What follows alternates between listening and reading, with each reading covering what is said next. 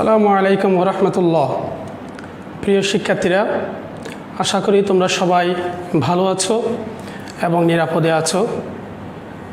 সারা পৃথিবীব্যাপী কোভিড-19 মহামারীর প্রাদুর্ভাবের পর থেকে এক ধরনের স্থবির অবস্থা বিরাজমান।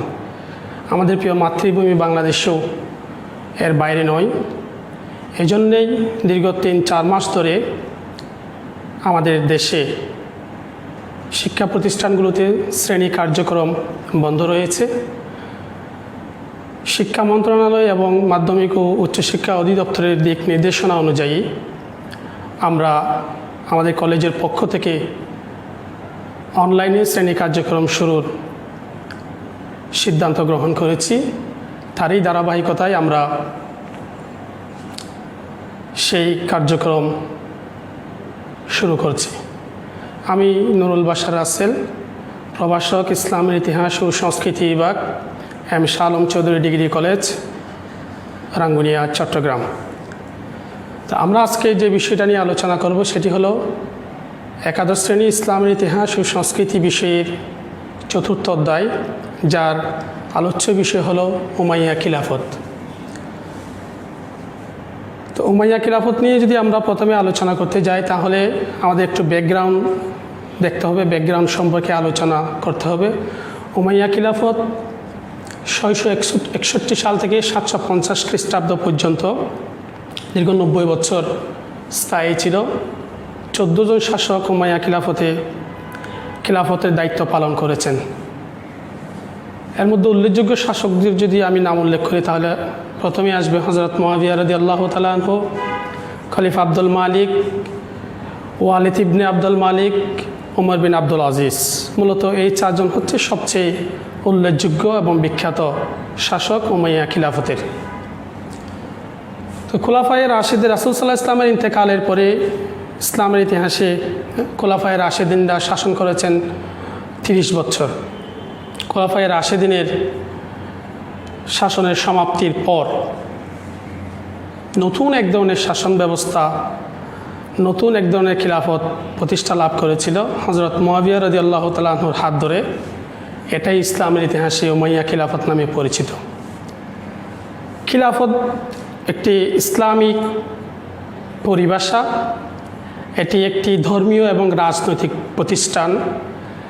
ইসলামিক পরিভাষায় খিলাফত বলতে মূলত যা বোঝায় তার মানদণ্ডে উমাইয়া খিলাফত কতটুকু উতরে যেতে পারবে সেটা অবশ্যই তর্কের সাপেক্ষ বিষয়।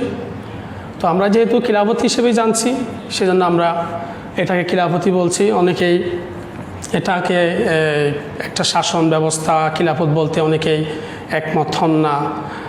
যা হোক, আমরা খিলাফতই বলি। তো প্রথমে আমাদের যে জিনিসটা জানতে হবে সেটা হচ্ছে উমাইয়া কারা, উমাইয়াদের পরিচয় কী। উমাইয়া হচ্ছে কুরাইশ বংশের একটি শাখা। রাসূল সাল্লাল্লাহু আলাইহি ওয়াসাল্লামের ঊর্ধ্বতন পঞ্চম পুরুষের নাম হচ্ছে আবদে মানাফ। তার 6 সন্তানের মধ্যে 3জন ছিলেন সহোদর, মুত্তালিব, হাশিম এবং আবদুস শামস। রাসূল সাল্লাল্লাহু আলাইহি ওয়াসাল্লাম হচ্ছেন হাশিমি ধারার। আবদুস শামসের একজন পুত্র ছিলেন উমাইয়া। তা উমাইয়ার সন্তানরাই মূলত বনু উমাইয়া নামে পরিচিত। ইসলাম ইতিহাসে হযরত উসমান উমাইয়া শাখা থেকে আসছেন, এরপরে হযরত মুআবিয়া উমাইয়া শাখা থেকে আসছেন। তো উমাইয়া খিলাফত আমি আগেই বলেছি একটা নতুন শাসন কাঠামো, এক ধরনের নতুন শাসন ব্যবস্থা, এক ধরনের নতুন ধারা চালু করেছিলেন ইসলামের ইতিহাসে। সেজন্য উমাইয়া খিলাফতের কতগুলো বিশেষ বৈশিষ্ট্য ছিল। তো আমি যদি উমাইয়া খিলাফতের বৈশিষ্ট্যগুলো একটা একটা আলোচনা করি তাহলে প্রথমে হচ্ছে বংশানুক্রমিক শাসন। ইসলামের ইতিহাসে প্রথম দিকে রাসূল সাল্লাল্লাহু আলাইহি ওয়াসাল্লাম হিজরতের পরে মদিনায় যে ইসলামী রাষ্ট্র প্রতিষ্ঠা করেছিলেন সেখানে 10 বছর তিনি মদিনা ইসলামী রাষ্ট্রের প্রধান ছিলেন। রাসূল সাল্লাল্লাহু আলাইহি ওয়াসাল্লামের ইন্তেকালের পরে খোলাফায়ে রাশিদা 30 বছর শাসন করেছিলেন। খোলাফায়ে রাশিদা 4 জন শাসকের মধ্যে ওনারা বংশানুক্রমিক শাসন কিন্তু পরিচালনা করেননি। গণতান্ত্রিক প্রক্রিয়া নির্বাচিত হতেন। কেউ মৃত্যুর সময় তার পরবর্তী খলিফা কে হবেন, পরবর্তী শাসক কে হবেন সেটা নির্ধারণ করে যাননি। কিন্তু উমাইয়া খিলাফতে একটা ধারাবাহিকতা তৈরি হয়েছিল বংশানুক্রমিক ধারাবাহিকতা। একজন শাসন করে গেলেন, এরপরে তার ছেলে, এরপরে তার ছেলে, এরপরে তার ছেলে, এভাবে করে একটা বংশীয় শাসন দ্বারা প্রতিষ্ঠিত হয়েছিল।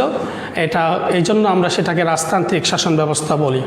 আরবের ইতিহাসে, ইসলামের ইতিহাসে বা আরব সাম্রাজ্যে মুসলমানদের শাসনের মধ্যে প্রথম রাজতান্ত্রিক শাসন ব্যবস্থা প্রতিষ্ঠা হয়েছিল উমাইয়া খিলাফতের মাধ্যমে। এরপরে দ্বিতীয় যে বৈশিষ্ট্যটি ছিল সেটি হচ্ছে সিরিয়ান প্রভাব। রাসূল সাল্লাল্লাহু আলাইহি ওয়াসাল্লামের সময় মদিনা ছিল তখনকার সময়ে রাজধানী, মদিনা কেন্দ্রিক শাসন ব্যবস্থাগুলো পরিচালিত হয়েছিল। খোলাফায়ে রাশিদার সময় মদিনা কেন্দ্রিক, পরবর্তীতে গিয়ে ইরাক, সিরিয়া এবং ইরাকের কুফা এবং বসরা কেন্দ্রিক শাসন ব্যবস্থা প্রতিষ্ঠিত হয়েছিল। কিন্তু উমাইয়া খিলাফতে এসে মদিনা এবং কুফা বসরার প্রভাব কমে গিয়ে সেখানে প্রভাব প্রতিষ্ঠিত হয়েছিল সিরিয়ার প্রভাব, বিশেষ করে দামেস্কের প্রভাব সেখানে প্রতিষ্ঠা হয়েছিল। এরপর রাজ্য সম্প্রসারণ। ইসলামের ইতিহাসে আমরা দুটো খিলাফতের দিকে যদি খেয়াল করি, একটি হচ্ছে উমাইয়া খিলাফত, আরেকটি হচ্ছে আব্বাসীয় খিলাফত। দুইটা সমসাময়িক খিলাফতের মধ্যে উমাইয়াদের পরে আব্বাসীয়রা ক্ষমতায় আসছিলেন। দুটি খিলাফতের মধ্যে দুটো মূল বৈশিষ্ট্য আমরা লক্ষ্য করি। একটা হচ্ছে উমাইয়াদের ক্ষেত্রে মূল বৈশিষ্ট্য হচ্ছে উমাইয়াদের শাসন পরিচালনার মূল ফোকাসটা ছিল হচ্ছে রাজ্য সম্প্রসারণের দিকে। ইসলামটাকে আরবের ভৌগোলিক অবস্থান থেকে এর বাইরে ছড়িয়ে দেওয়ার ক্ষেত্রে উমাইয়াদের অবদান সবচেয়ে বেশি। তারা পশ্চিম আফ্রিকা, তারপরে স্পেন, মধ্য এশিয়া, তারপরে ভারতীয় উপমহাদেশ, ওদিকে ইউরোপ পর্যন্ত সাম্রাজ্য সম্প্রসারণ করেছিল। এটা তাদের একটা বেসিক নীতিগুলোর মধ্যে অন্যতম ছিল। এরপরে খলিফা নিরঙ্কুশ ক্ষমতা। উমাইয়া খিলাফতের আরেকটি মূল বৈশিষ্ট্য ছিল, সেখানে খলিফাকে কেন্দ্র করে মূলত ক্ষমতা চর্চা হতো। খলিফা যে সিদ্ধান্ত হইতো, কারোর সাথে পরামর্শ করাটাকে তিনি বাধ্য মনে করতেন না, যেটা আমরা খোলাফায়ে রাশিদার সময় খেয়াল করতাম। খলিফা নিজ ইচ্ছা মতো নিজের ক্ষমতা চর্চা করে কোনো জোরপূর্বক সিদ্ধান্ত চাপিয়ে দেওয়ার সুযোগ ছিল না। কিন্তু উমাইয়া খিলাফতে এসে যে মজলিসে শুরা যেটি ছিল খোলাফায়ে রাশিদার সময়, সেই মজলিসে শুরা উমাইয়া খিলাফতে এসে বিলুপ্ত করে দেওয়া হয়। তখন তো দুই ধরনের মজলিসে শুরা ছিল, একটা হচ্ছে মজলিসে শুরা আল আম আর একটা হচ্ছে মজলিসে শুরা আল হাস। তো দুটো বিলুপ্ত করে দিয়ে এখানে খলিফার নিরঙ্কুশ ক্ষমতা প্রতিষ্ঠা হয়েছিল। আরেকটি হচ্ছে সামাজিক শ্রেণী। ইসলামে কোনো ধরনের সামাজিক স্তরবিন্যাস, সামাজিক শ্রেণী, সমাজের মধ্যে উঁচু নিচু ক্যাটাগরি ইসলাম সাপোর্ট করে না। কিন্তু উমাইয়া খিলাফতের সময় এসে এক ধরনের সমাজের মধ্যে সোশ্যাল ক্লাস, সামাজিক শ্রেণী তৈরি হয়েছিল। যেমন আমরা দেখতে পারি যে এক ধরনের অভিজাত শ্রেণী, তারপরে মাওয়ালি, জিম্মি, আরব, অনারব, এইভাবে ক্লাস তৈরি হয়ে গেছিল অনেকগুলো। এটা উমাইয়া খিলাফতে আমরা দেখতে পাই। দ্বিতীয় একটি হচ্ছে ধর্মীয় উদাসীনতা। খিলাফতের যেমন একটা রাজনৈতিক দিক আছে, তেমনি খিলাফতের একটা স্পিরিচুয়াল দিকও আছে। খিলাফতকে আমরা যদি রাজনৈতিক প্রতিষ্ঠান বলি তাহলে এটাকে আবার ধর্মীয় প্রতিষ্ঠান বলতে হবে। কিন্তু উমাইয়া খিলাফতে এসে এটা মূলত একটি রাজনৈতিক প্রতিষ্ঠানে রূপ পেয়েছিল। এখানে স্পিরিচুয়াল যে দিকটা সেটা অনেকটা লুপ্ত পেয়েছিল। যদিও একজন শাসক হযরত ওমর বিন আব্দুল আজিজ, তিনি এসে ক্ষমতায় খিলাফতটাকে খোলাফায়ে রাশেদার শাসন ব্যবস্থার আদলে পরিচালনা করার চেষ্টা চালিয়েছিলেন। বাকি সবাই ধর্মীয় বিষয়গুলোতে খুব একটা আন্তরিক ছিল না বললেই চলে। ধর্মটাকে তারা অনেক বেশি উদাসীনভাবে দেখতেন, রাজনৈতিক বিষয়টাকে অনেক বেশি প্রাধান্য দেওয়া হতো। এই হচ্ছে মূলত উমাইয়া খিলাফতের বেসিক কতগুলো বৈশিষ্ট্য, ক্যারেক্টার। তো এরপরে আমরা যাব উমাইয়া খিলাফতের প্রতিষ্ঠাতা,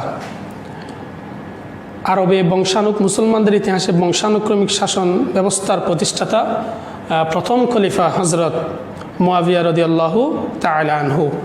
তিনি ছিলেন উমাইয়া খিলাফতের প্রতিষ্ঠাতা। এবং প্রথম খলিফা। তিনি 661 থেকে 680 খ্রিস্টাব্দ প্রায় 20 বছর খিলাফতের দায়িত্ব পালন করেছেন। তো উমাইয়া খিলাফত হজরত মুআবিয়া 606 খ্রিস্টাব্দে মক্কায় জন্মগ্রহণ করেন কুরাইশ বংশে উমাইয়া শাখায়। পিতা ছিলেন হজরত আবু সুফিয়ান আর মাতা ছিলেন হচ্ছেন হিন্দা। আর রাসূল সাল্লাল্লাহু আলাইহি ইসলামের একজন বড় মাপের সাহাবী ছিলেন হজরত মুআবিয়া।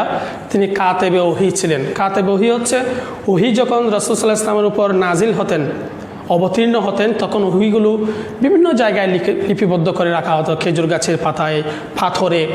তো এই ওহীগুলো লিখিত করে লিখে রাখার জন্য কতগুলো নির্দিষ্ট সাহাবীদের উপর দায়িত্ব ন্যস্ত ছিল, সেখানে হজরত মুআবিয়া ছিলেন একজন। এছাড়া রাসূল সাল্লাল্লাহু আলাইহি ইসলামের একজন স্ত্রী ছিলেন হজরত মুআবিয়ার বোন উম্মে হাবিবা। এর বাইরে তিনি রাসূল সাল্লাল্লাহু আলাইহি ইসলামের কাছ থেকে 163টি হাদিস বর্ণনা করেছেন। এ হচ্ছেন হজরত মুআবিয়া রাদিয়াল্লাহু তাআলা আনহুর পরিচয়। তিনি হুদায়বিয়ার সন্ধির পরে ইসলাম গ্রহণ করেছিলেন। এরপরে ইসলামের জন্য নিবেদিত প্রাণ হিসেবে শেষ পর্যন্ত অবিচল ছিলেন। তো খিলাফত প্রতিষ্ঠার পর তিনি ক্ষমতায় অধিষ্ঠিত হওয়ার আগে বেশ কিছুদিন হজরত উমরের সময়, হজরত উসমানের সময়, হজরত আলীর সময়ে দীর্ঘদিন তিনি সিরিয়াতে গভর্নরের দায়িত্ব পালন করেছিলেন। তো যার কারণে হজরত মুআবিয়ার ভিতরে একটু ক্ষমতা বা খলিফা পদের প্রতি একটা উচ্চাভিলাষী মনোভাব তৈরি হয়েছিল, যেটি আমরা হজরত আলীর সাথে হজরত মুআবিয়া রাদিয়াল্লাহু তাআলা আনহু যে যুদ্ধটা হয়েছিল, সিফফিনের যুদ্ধ, এরপরে যে দাওমাতুল জান্দাল সালিসে যে বিষয়টা, তার মধ্য দিয়ে আমরা সেটি লক্ষ্য করতে পারি। তো হজরত আলীর ইন্তেকালের পর 661 সালে ইমাম হাসানকে ক্ষমতায় থাকা না থাকা নিয়ে অনেকগুলো বিষয় তখন কাজ করেছিল। শেষ পর্যন্ত হজরত হাসান রাদিয়াল্লাহু তাআলা আনহুর ইন্তেকালের পর হজরত মুআবিয়া অপ্রতিদ্বন্দ্বী হয়ে পড়েন। তো স্বাভাবিকভাবে হজরত মুআবিয়া তখন খিলাফতের দায়িত্ব গ্রহণ করেন। খিলাফতের দায়িত্ব গ্রহণ করেই একটি নতুন শাসন ব্যবস্থা প্রতিষ্ঠিত করেছিলেন, যেটি ইসলামের ইতিহাসে উমাইয়া খিলাফত নামে পরিচিত। তো উমাইয়া খিলাফতে হজরত মুআবিয়া রাদিয়াল্লাহু তাআলা আনহু অধিষ্ঠিত হওয়ার পর কতগুলো যুগান্তকারী সিদ্ধান্ত গ্রহণ করেছিলেন, কতগুলো কাজ তিনি করেছিলেন। আমরা এখন সেগুলো নিয়ে একটা আলোচনা করব। প্রথমেই রাজধানী স্থানান্তর। একটা দেশের শাসন কাঠামো কীরকম হবে, একটা দেশের নিরাপত্তা কীরকম হবে, একটা দেশের বাণিজ্য কীরকম হবে, একটি দেশের সার্বিক নিরাপত্তা ব্যবস্থা সহ অন্যান্য বিষয়গুলো কীরকম হবে, সেটা অনেকটা নির্ভর করে তার রাজধানীর উপরে, বা রাজধানীর উপরে শাসকদের নিয়ন্ত্রণ কীরকম সেটার উপর। হজরত মুআবিয়া সিরিয়াতে দীর্ঘদিন গভর্নর থাকার ফলে সেখানে তার অনেকগুলো ভক্ত বা অনেক প্রভাব তৈরি হয়েছিল, যার কারণে হজরত মুআবিয়া রাজধানীটাকে কুফা, বসরা কিংবা মদিনায় রাখাটাকে নিরাপদ মনে করেননি। যার কারণে তিনি খলিফা হয়েই রাজধানীটা কুফা, সিরিয়া, বসরা, কুফা এবং মদিনায় না রেখে সেটাকে স্থানান্তর করে নিয়ে গেলেন সিরিয়াতে। সেখানে নিয়ে গিয়ে তিনি দামেস্কে ইসলামী রাষ্ট্রের রাজধানী স্থাপন করেন। তো দামেস্কে ইসলামী রাষ্ট্রের রাজধানী স্থাপন করে সেখান থেকেই মূলত শাসন ক্ষমতা পরিচালনা করেছেন, যাবতীয় কার্যাবলী সম্পাদন করেছেন, প্রাদেশিক শাসনকর্তাদেরকে নিয়ন্ত্রণ করেছেন মূলত দামেস্ক থেকে। এরপরে স্থিতিশীলতা ও শৃঙ্খলা প্রতিষ্ঠা। হজরত উসমানের হত্যাকাণ্ড, হজরত আলীর হত্যাকাণ্ড, সিফফিনের যুদ্ধ, খারিজিদের উৎপত্তি, এরপরে হযরত হাসানের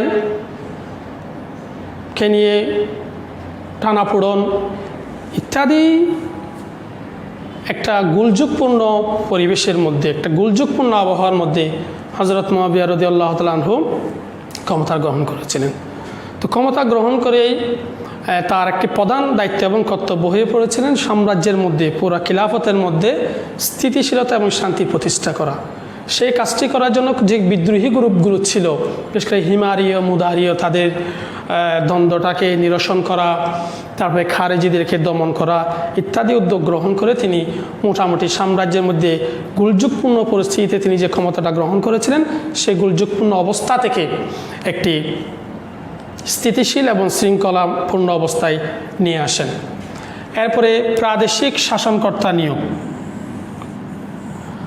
আমরা দেখতে পাই হযরত উমরের সময় থেকে ইসলামী সাম্রাজ্যে প্রাদেশিক শাসন ব্যবস্থাটা শুরু হয়। হযরত উমর বিভিন্ন প্রদেশে বিভক্ত করেছিলেন, প্রদেশগুলোতে আবার আলাদা শাসনকর্তা নিযুক্ত করতেন, প্রদেশগুলোতে আবার বিভিন্ন জেলায় বিভক্ত করেছেন। এভাবে হযরত মুআবিয়ার সময়ও সেই জিনিসটা অব্যাহত ছিল। কিন্তু প্রাদেশিক শাসনকর্তা নিয়োগের ক্ষেত্রে হযরত মুআবিয়া তার বিশ্বস্ত এবং দক্ষ লোকগুলোকে সেখানে নিয়োগদান করেছিলেন, যেমন আমর ইবনুল আস, মুগিরা ইবনে শুবা, তারপরে জিয়াদ ইবনে আবি, তাদেরকে কুফা, বসরা, মিশর ইত্যাদি জায়গায় নিযুক্ত করেছেন। মানে গুরুত্বপূর্ণ অঞ্চলগুলোতে তিনি তার বিশ্বস্ত এবং দক্ষ শাসকদেরকে সেখানে নিয়োগ দিয়েছিলেন, যেন এই খলিফার সাথে প্রদেশের শাসনকর্তাদের যেন কোনোদিন টানাপোড়ন তৈরি না হয়, বিশ্বাস অবিশ্বাসের দোয়া চলে যেন কোনোদিন সম্পর্ক অবনতি না হয়, সেই জন্য তিনি এই কাজটি করেছিলেন। এরপরে মুসলিম নৌবাহিনী গঠন। আমরা জানি যে সমস্ত দেশের সাথে দেশের জলসীমা রয়েছে, সমুদ্রবর্তী বা সাগর তীরবর্তী বা নদী তীরবর্তী যে সমস্ত দেশগুলো রয়েছে, সেই সমস্ত দেশের নিরাপত্তার জন্য নৌবাহিনী খুবই গুরুত্বপূর্ণ একটি উপাদান। যেমন আমরা আরবের ওদিকে দেখতে পাই ভূমধ্যসাগর, তারপরে একদিকে লোহিত সাগর, আরেকদিকে আরব সাগর, ভারত মহাসাগর, পারস্য, মানে তিন দিকে আরবের জলসীমা রয়েছে। তো তাদের জন্য অবশ্যই নৌবাহিনী গুরুত্বপূর্ণ। এই জন্য হযরত মুআবিয়া এটা গুরুত্ব উপলব্ধি করে আবদুল্লাহ ইবনে কায়েসের নেতৃত্বে 500 রণতরী সমৃদ্ধ একটি মুসলিম নৌবাহিনী গঠন করেছিলেন, যার মধ্য দিয়ে বাহিনীর মধ্য দিয়ে তিনি পরবর্তীতে অনেকগুলো বিজয় অভিযান পরিচালনা করেছিলেন। এরপরে সচিবালয় প্রতিষ্ঠা হযরত মুআবিয়ার শাসন ব্যবস্থা আরেকটি গুরুত্বপূর্ণ কাজ। প্রাদেশিক শাসন কার্য এবং কেন্দ্রীয় সরকারের শাসন কার্য সুচারুরূপে, সঠিকভাবে, দক্ষতার সাথে এবং দ্রুততার সাথে সম্পন্ন করার জন্য তিনি সচিবালয় প্রতিষ্ঠা করেছিলেন এবং রাজ্যের বিভিন্ন দপ্তরগুলোকে আলাদা আলাদা ভাগ করে দিয়েছিলেন এবং তারা সেখানে বসে সাম্রাজ্যের খিলাফতের গুরুত্বপূর্ণ কাজগুলো সমাধা করতেন। ডাক বিভাগ প্রতিষ্ঠা।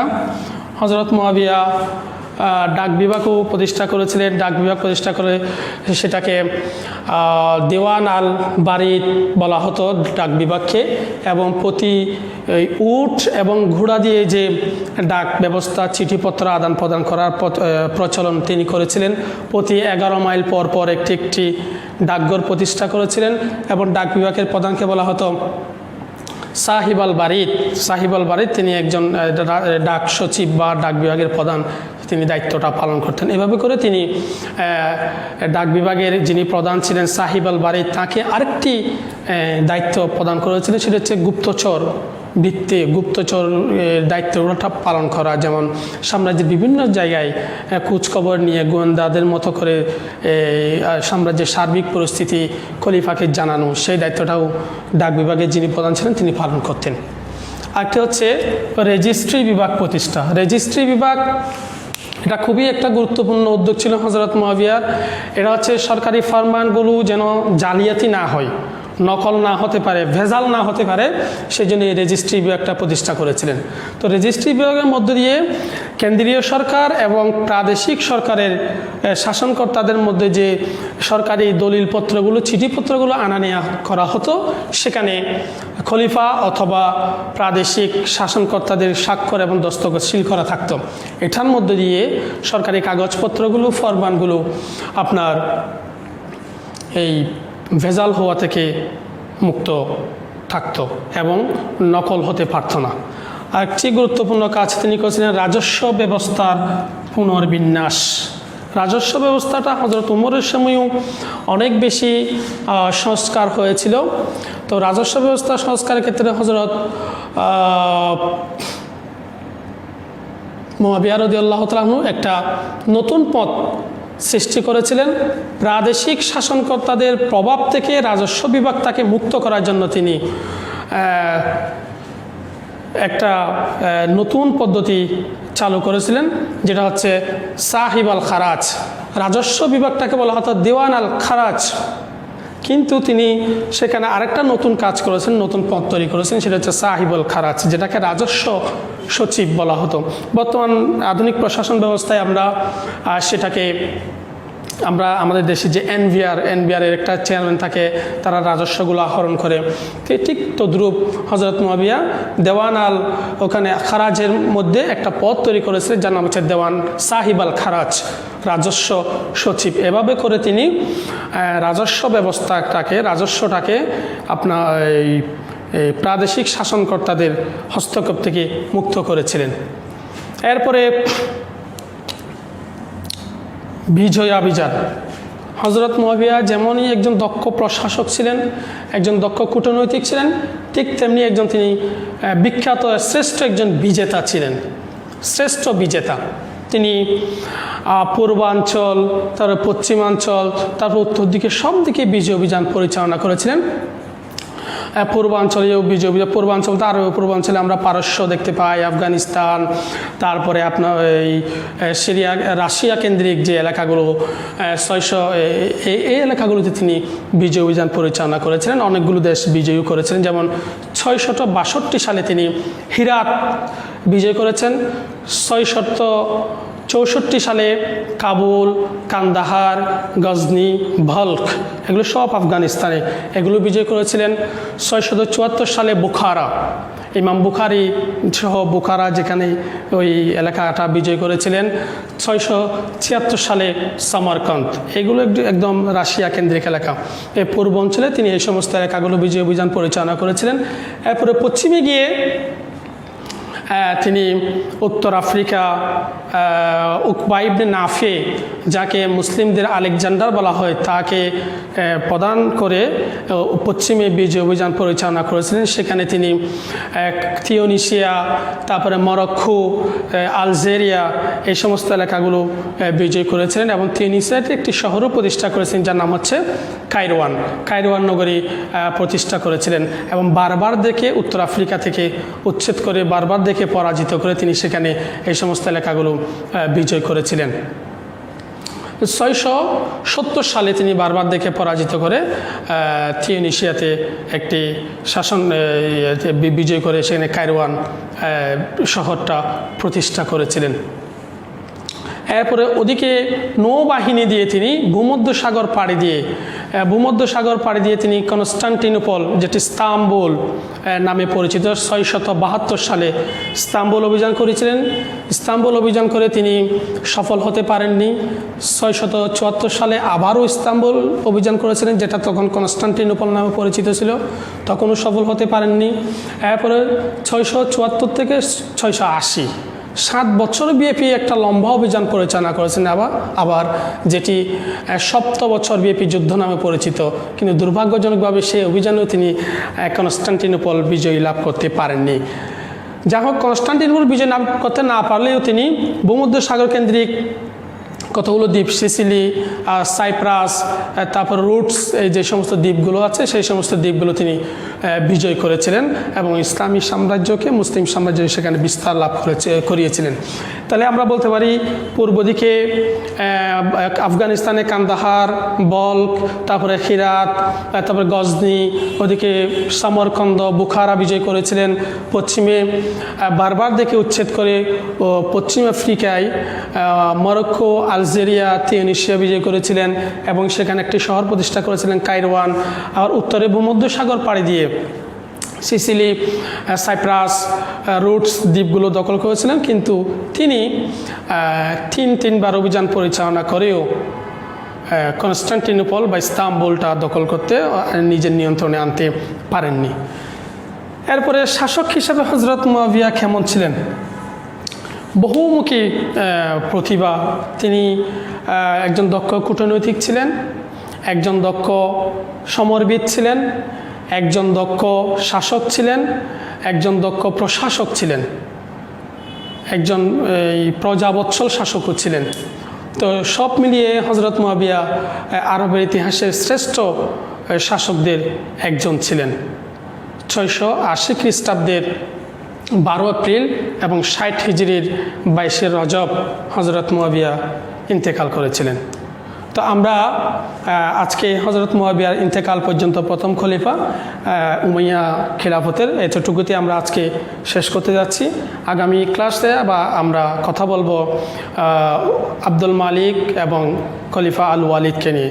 তো আজকের ক্লাসগুলো থেকে আমরা যে জিনিসগুলো সৃজনশীলের এই বহু নির্বাচনী প্রশ্নের এবং সৃজনশীল প্রশ্নের ওই জ্ঞানমূলক এবং অনুধাবনমূলক প্রশ্নের যে জিনিসগুলো আমরা আজকের ক্লাস থেকে পড়তে পারি, সেগুলো হচ্ছে উমাইয়া খিলাফত কত সালে প্রতিষ্ঠিত হয়, উমাইয়া খিলাফতের শাসনকর্তা কয়জন ছিলেন, উমাইয়া খিলাফতের সময়কাল কত ছিল, উমাইয়াদের পতন হয় কত সালে, হজরত মুয়াবিয়ার শাসনকাল কত বছর ছিলেন, এরপরে উমাইয়াদের রাজধানী কোথায় ছিল, এরপরে খারেজিদের উৎপত্তি কীভাবে হয়েছে, খারেজি খারা, এরপরে মুসলিম নৌবাহিনীকে গঠন করেছিলেন, কত সালে গঠন করেছিলেন, দেওয়ান আল খারিজ, দেওয়ান আল বারিদ, সাহিব আল খারিজ, সাহিব আল খারাজ, সাহিব আল বারিদ, এগুলো কি, তারপরে রেজিস্ট্রি বিভাগকে প্রতিষ্ঠা করেছিলেন, রেজিস্ট্রি বিভাগের প্রধানকে কি বলা হতো, 70 বছরব্যাপী যুদ্ধ বলতে কি বুঝি, ইত্যাদি। তো এই সমস্ত জিনিসগুলো আমরা অনুধাবনমূলক এবং জ্ঞানমূলক প্রশ্নের জন্য পড়তে পারি। তো সবাইকে ধন্যবাদ। সবাই সুস্থ থাকবা, নিরাপদ থাকবা এবং ঘরেই অবস্থান করবা, স্বাস্থ্যবিধি মেনে চলবা। সবাইকে ধন্যবাদ। আসসালামু আলাইকুম ওয়া রাহমাতুল্লাহ।